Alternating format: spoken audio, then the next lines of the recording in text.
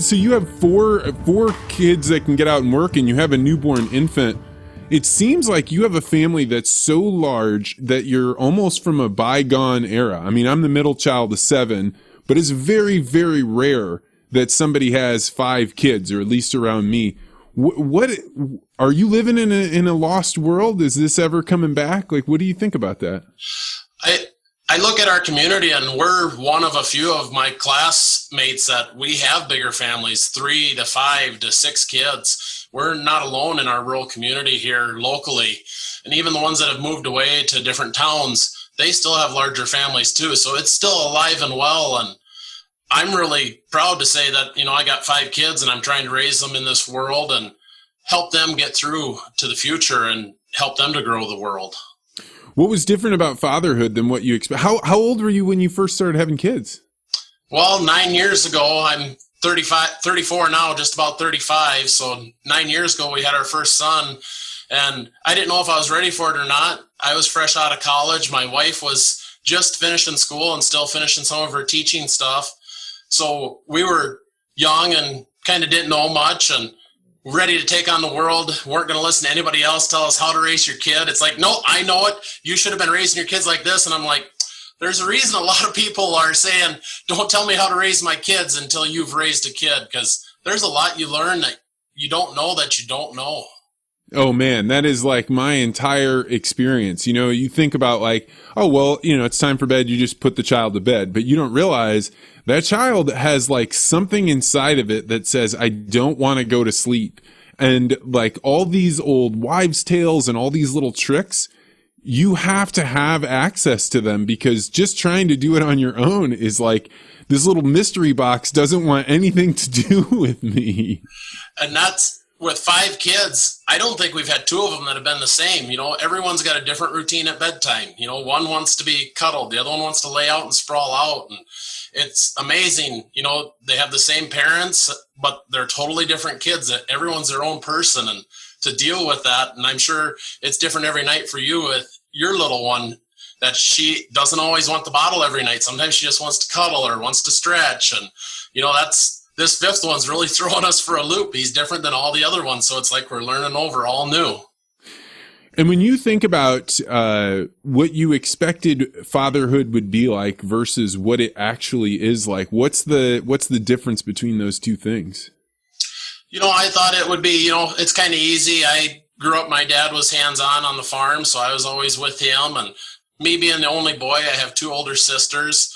It was a little different. I was kind of like the oldest child because I was the only son in some respects, but I was still the baby of the family. And to be there hand over hand with him every day, all day, I thought, oh, this is going to be pretty decent, easy. And you get into it and you realize it's so complex and there's so many layers that it's hard to realize what all you have to do, because you're worried about the financial, you're worried about everybody's happiness, you're worried to make sure everybody's going to make it to the future and stay happy, healthy. And I'm really family orientated, so I want to be with our grandparents, with our parents, show the kids what our family is. We're a big family unit.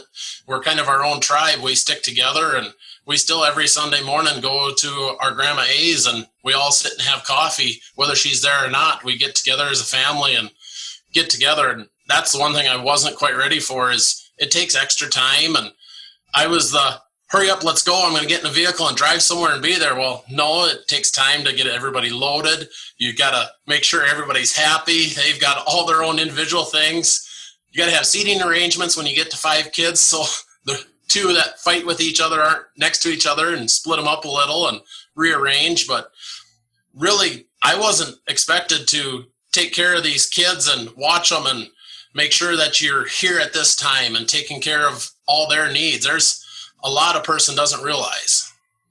Yeah, I think one of the things that when you're a kid, you think, well, my parents just say things and I just do it. But you forget as a kid, no, you didn't just do it. Like you were bucking the system at all times, and you got your parents all the way to the edge that you knew you could push them, and then you stopped what you were doing. And so then there's this like weird tension. As an adult, I'm starting to realize, watching my brother go through this, or my sister, is that you need to have that child know where that edge is, But if you fall into the trap of making that edge be as soon as they step out of line, then you've got a real problem, because that's when you become a tyrant. How do you think about this? Are you afraid of becoming a tyrant? I am afraid of becoming a tyrant, because I don't want to be the guy that just says no or do what I say because I said so.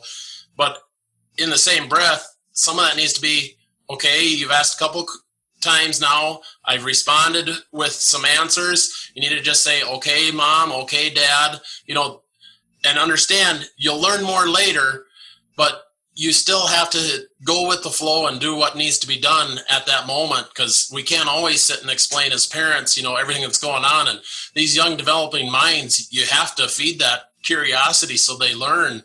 But at the same time, they need to know when enough is enough. And I struggle with that point, because I got boys that are so enthusiastic about this farm. They want to know, well, why are we doing these bales this way? Or why aren't you pushing this lever or that lever right now? And I try and explain to them the best I can why it's going on, but some of it is you don't know what you don't know.